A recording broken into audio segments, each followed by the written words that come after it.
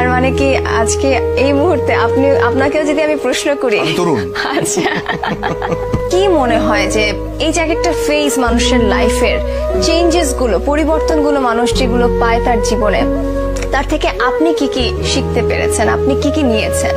দেখো, এই পরিবর্তনগুলো যেভাবে হয় সেটা হচ্ছে যে কিছু কিছু পরিবর্তন মানুষ নিজেই করে, আর কিছু কিছু পরিবর্তন মানুষের জীবনে আসে যেটা সে কখনোই চায় না, কখনোই আশা করে নাই। এরকম অনেক জিনিস ঘটে, সেটা আমার জীবনে বহুবার ঘটেছে।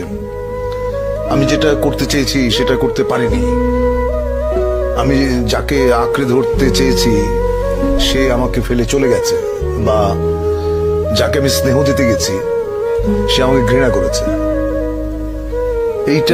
এইটা তুমি আমার মেয়ের বয়সী, একসময় তুমি আমার মতো বয়সে আসবে, তখন তুমি বুঝবে আমি এখন তোমাকে কি কথা বললাম।